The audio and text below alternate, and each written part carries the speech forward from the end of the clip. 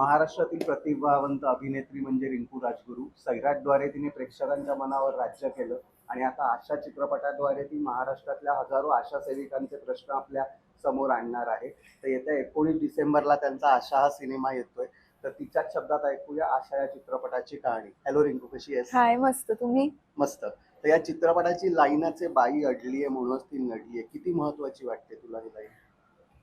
वेगवेगळ्या टप्प्यांवर बघायला गेलं तर कोणाला महत्वाची वाटेल, कोणाला महत्वाची नाही वाटणार, कोणाला वाटेल करेक्ट आहे, कोणाला वाटेल चुकीची आहे. पण ज्या पद्धतीची मालती आहे आशामधली आणि ज्या पद्धतीची आपली फिल्म आहे, आशाची ज्या पद्धतीची गोष्ट आहे, त्याच्यामुळे ती लाईन आहे. मला वाटतं की ट्रेलर आणि फिल्म बघितली की लोकांना कळेल की ते काय ते सिच्युएशन नुसार आहे ह्या सगळ्या गोष्टी. आणि मला आता हे वाटतं की फिल्मसाठी हे करेक्ट आहे आणि मालती म्हणून ते अगदीच करेक्ट आहे.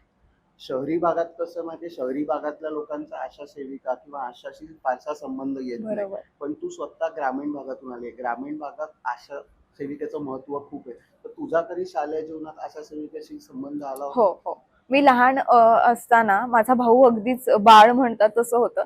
सो अंगणवाडी असते आपल्याकडे, तर तिथून आमच्याकडे आशा सेविका यायच्या घरी आणि पोलिओचा डोस असेल तर सांगायच्या. एकदा अंगणवाडीत मग सिद्धू जो माझा सख्खा भाऊ आहे त्याचं वजन त्या करून त्या नोंद ठेवायच्या. घरात कोणाला काही प्रॉब्लेम, ते अगदी पुसटचं मला हे सगळं आठवतंय. त्याच्यामुळे आशाताई असतात हे किंवा मला ह्या गोष्टी माहिती होत्या, पण खोलात जाऊन नक्की त्यांचं काम काय हे मला कधी जवळून नाही बघता आलं. मग या चित्रपटाच्या निमित्ताने तू चित्रपटाच्या आधी त्यांच्याशी संवाद साधलास किंवा त्यांचं काम बघितलं किंवा असं काही केलं होतं, ट्रेनिंग वगैरे? नाही नाही. मी सरांना विचारलं आणि मला कळालं की त्यांचं काम काय असतं. पण जेव्हा मी शूटला गेले त्याच्या एक दिवस अगोदर ज्या गावात आम्ही शूट केलं ना, तर तिथल्या सगळ्या आशाताईंना मी भेटले. त्या मला भेटायला आल्या आणि मी रँडम त्यांच्याशी गप्पा मारत होते की ताई तुमचं काम कसं असतं, अच्छा मग तुम्ही इथून इथे जाता का, मग तुम्ही कसे जाता. तर त्या म्हणाल्या की आम्हाला काही वाहन नसतं अगं सरकारकडून, आम्ही बस पकडतो, टमटम पकडतो किंवा मालती आपल्याला सायकलीवरती घाटातून लांबचा प्रवास ते करताना दिसते सगळ्या गोष्टीतून. तर असे त्यांचे प्रॉब्लेम्स पण आहेत. कधी म्हणते की माझी सासू बाळ सांभाळते, मी कामाला जाते. कधी नवऱ्याचा सपोर्ट असतो, कधी घरचे सपोर्ट पण नाहीत करत. तर अशा वेगवेगळे त्यांना प्रॉब्लेम्स असताना पण ना, ते घर, नवरा, संसार सगळं सांभाळून पण त्या पुन्हा बाहेरच्या लोकांना पण तितकंच मदतीला किंवा सेवा करायला जातात. आपण म्हणू की तुमच्या घरी काय प्रॉब्लेम आहे का, मग तुम्ही ही गोळी घ्या, मग कोणी गरोदर बाई आहे का, मग पाळीचे प्रॉब्लेम्स असतील. कारण गावात तितकं फ्रँकली कधी कोणाला बोलत नाही, पण आशाताई आली ना की बायका स्वतः जाऊन सांगतात की आम्हाला हा प्रॉब्लेम आहे. आणि मला वाटतं की त्यांच्यामुळे खूप बायकांचे प्रॉब्लेम सॉल्व्ह होतात आणि जरा सुरळीत राहतात गोष्टी. तुझ्या जसं तू आता म्हणालीस की गावातल्या बायका असतील किंवा आशा, तुझ्या आयुष्यात अशी आशा कोण आहे की जिच्याशी तू सगळ्या तुझ्या गोष्टी किंवा प्रेशर किंवा हे सगळं शेअर करतेस? माझी आई. माझ्या आईला मी सगळं, माझी आई आणि माझी मैत्रीण पूजा अर्थात, माझ्या आईला मी सगळं सांगते आणि माझ्या मैत्रिणीला. ह्या दोन व्यक्ती आहेत माझ्या आयुष्यात ज्यांना मी कशी आहे काय आहे हे सगळं माहिती असतं. कारण मला माहिती की मला समजून घेणारं किंवा मला चांगलं मार्गदर्शन करणारी आई गुरुच असते असं आपण म्हणतो, तर ती आहे. त्याच्यामुळे ती.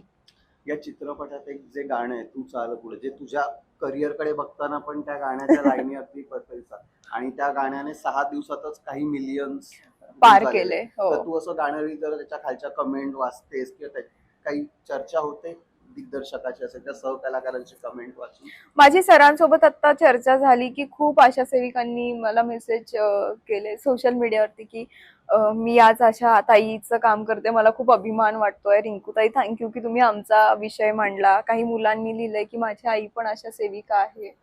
एक स्क्रीनिंग झालं तर तिथे एक माणूस येऊन म्हणाला की आता इथून पुढे कधी आशाताई आमच्याकडे आल्या ना तर मी एक ग्लास पाणी तरी त्यांना विचारीन, कारण त्या उन्हातानातून इतक्या फिरतात. इव्हन त्यांना स्वतःचे प्रॉब्लेम्स असतानाही ते दुसऱ्यांना मदत करायला जातात. सो माणूस म्हणून मला वाटतं की त्यांच्याकडे आपण जे आतापर्यंत बघत आलोय, तर मला वाटतं आशानंतर आपण आणखी वेगळ्या पद्धतीने त्यांच्याकडे बघू. हा चित्रपट 19 डिसेंबरला रिलीज होणार आहे, पण त्याच्या आधीच राज्य शासनाचे 4 पुरस्कार मिळाले. तुला सर्वोत्कृष्ट अभिनेत्रीचा पुरस्कार मिळालाय. तर एखाद्या चित्रपटासाठी असा राजाश्रय मिळणं किती महत्वाचं असतं?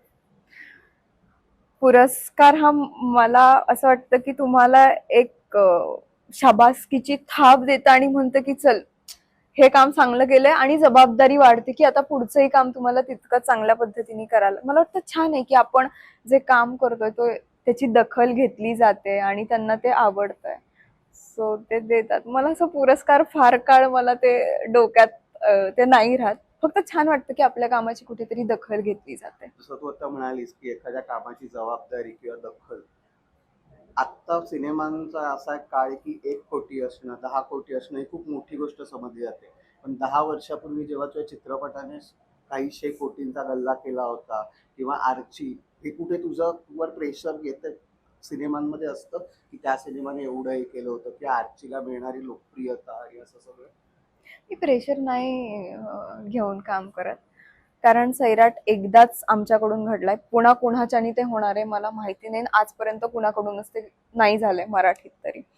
मला असं वाटतं की चांगलं काम करत राहावं, प्रामाणिकपणे काम करत राहावं. मागच्या कामाचं बॅगेज माझ्याकडे राहत नाही आणि मागचे कॅरेक्टर मी तिथेच सेटवरती ठेवून येते. त्याच्यामुळे दरवेळी सेटवरती गेलं की असं वाटतं की ही माझी पहिली फिल्म आहे, कदाचित शेवटची पण असू शकते. सो मी तिथे माझं 100% देऊन काम करते. त्यामुळे आता येत्या काळात असं म्हणायला हरकत नाही की तुला जी आर्ची ओळख होती की आता येत्या काळात आशा म्हणून तुला ओळख नाही, की रिंकू राजगुरू म्हणजे आशा. त्याची असं झालं तर मला खूप आवडेल. नक्कीच. आणि आता 19 डिसेंबरला सिनेमा येतो, तर प्रेक्षकांना काय सांगशील? मी एवढंच सांगेन की आशा ताईंच्या कामाची फक्त ही गोष्ट नाही, अर्थात त्यांचं काम पण ह्याच्यात आहे, पण त्यांच्या आयुष्याची गोष्ट आहे की बाई म्हणून आशा ताईंना किती किती गोष्टी फेस करत तिथपर्यंत जावं लागतं आणि एवढ्या सगळ्यानंतरही त्यांचं त्यांच्या कामावरचं प्रेम आणि प्रामाणिकपणा किती टिकून आहे. तर आपल्या आयुष्यात अजून किती चांगली लोक आहेत आपल्यासाठी काम करणारी. तर मला वाटतं आपल्यातल्याच एका नायिकेची गोष्ट आहे जी रोज जगते. तर तुम्ही नक्की जवळच्या सिनेमागृहात जाऊन हा सिनेमा बघा. मला खात्री आहे की त्या मालतीमध्ये तुम्ही स्वतःला पण शोधाल आणि आशा आवडेल. नक्कीच. तर येत्या 19 डिसेंबरला आपल्या जवळच्या चित्रपटगृहात रिंकू राजगुरूला आपण आशा सेविकेंचा प्रवास मांडताना बघूया. धन्यवाद. थँक्यू.